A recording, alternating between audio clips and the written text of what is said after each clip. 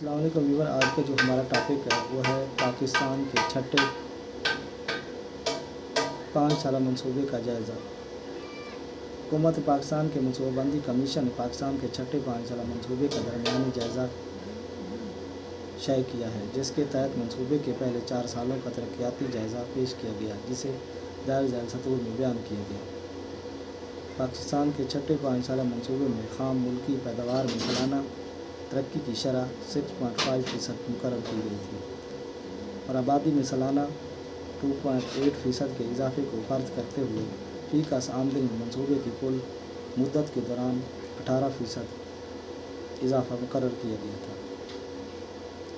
اگر ہم منصوبے کے پہلے 3 سالوں کا جائزہ لیں تو ہم دیکھتے ہیں کہ چھٹے منصوبے کے دوران خام ملکی پیداوار GDP میں اضافہ 6.9% سالانہ کی شرح سے ہوا، جو کہ مقررہ ہدف سے زیادہ ہے۔ اگرچہ منصوبے کے پہلے سال میں پیداوار کا ہدف کم رہا، اور کی بنیادی وجہ یہ ہے کہ اس سال میں کپاس کے گندم، چاول اور گنے کی پیداوار میں خاصی کمی رہی، لیکن دوران سال پیداوار میں خاصا اضافہ ہوا اور یہ شرح بڑھ کر 8.8% ہو گئی۔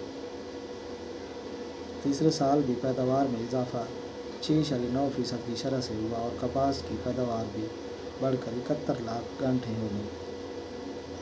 اس طرح سے منصوبے کے پہلے 3 سال خاصے حوصلہ افزا ثابت ہوئے۔ زرعی شعبہ: اس منصوبے میں یہ حکمت عملی اختیار کی گئی تھی کہ منصوبے کے دوران زرعی شعبہ کو جدید خطوط پر استوار کیا جائے، بہتر بیج، کھاد اور مشینوں کا استعمال کر کے زرعی شعبے میں انقلاب لایا جائے۔ منصوبے کے دوران تیل نکالنے کے بیجوں اور دیگر اشیاء کی پیداوار کو بڑھانے کی حکمت عملی اختیار کی گئی تاکہ وہ درآمدات کے بدل ملک میں پیداوار کر کے گھریلو مبادلہ کو بچایا جائے۔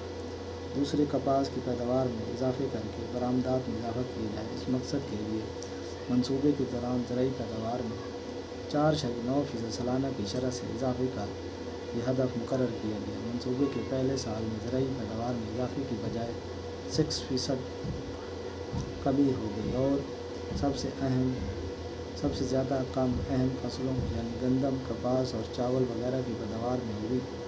سب سے زیادہ نقصان کپاس کی فصل کو پہنچا اور پہلے سال 1984 سے 85 میں پیداوار 48 لاکھ گھنٹوں سے کم ہو کر 29 لاکھ گھنٹے رہ گئی۔ اس طرح سے گندم کی پیداوار میں بھی 12.3% کمی ہوئی، لیکن منصوبے کے دوسرے سال 1984 سے 85 میں کپاس اور گندم کی پیداوار میں خاطر خواہ اضافہ ہوا۔ کپاس کی پیداوار بڑھ کر 60 لاکھ گھنٹے ہو گئی، جو کہ 1985 سے 86 میں مزید بڑھ کر 71 لاکھ گھنٹے ہو گئی۔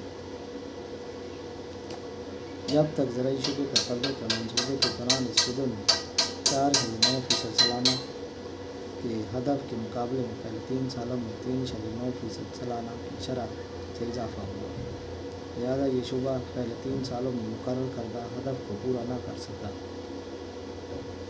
بلکہ منصوبے کے کل اہداف کے صرف 46% پہلے 3 سالوں میں مکمل ہوا۔ صنعتی شعبہ: پاکستان میں اب صنعتی ترقی کی رفتار خاصی تیز ہو چکی تھی اور صنعتی شعبہ جدید خطوط استوار ہو رہا ہے۔ خام ملکی پیداوار میں صنعتی شعبے کا کل حصہ 21% ہے۔ چھٹے منصوبے کے دوران صنعتی شعبے کے لیے درجہ ذیل حکمت عملی اختیار کی گئی۔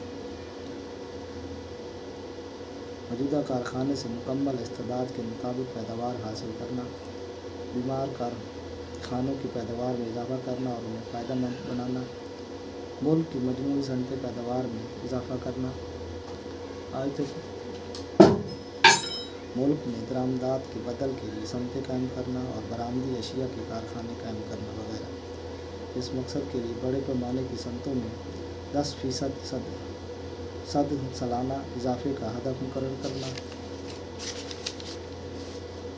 اور منصوبے کے دوران 82.4 ارب روپے یا کل خرچ کا 16.3% صنعتی شعبے کے لیے مختص کیا گیا۔ اور اس کے علاوہ صنعتی ترقی کے لیے مختلف مالیاتی اور انتظامی پالیسیاں بھی بنائی جا رہی ہیں۔ آج تک اتنے نیکسٹ ویڈیو میں